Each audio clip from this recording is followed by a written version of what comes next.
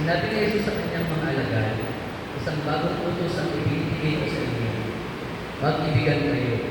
Kung paano inibig ko kayo, gayon din naman, mag-ibigan kayo. Kung kayo'y mag-ibigan, makikilala ng lahat na kayo'y mga alagad ko. Kung inutupad ninyo ang aking mga utos, mananatili kayo sa aking pag-ibig. Tulad ko, tinutupad ko ang mga utos ng aking Ama, at ako'y nananatili sa kanyang pag-ibig. Sinasabi ko sa inyo ang mga bagay na ito upang makahati kayo sa kagalakan ko at malubos ang inyong kagalakan. Ito ang aking utos.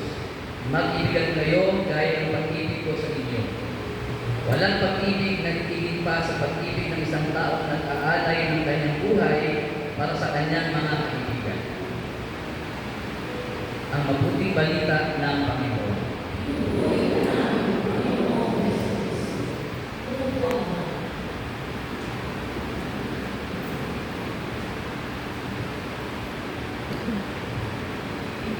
Pag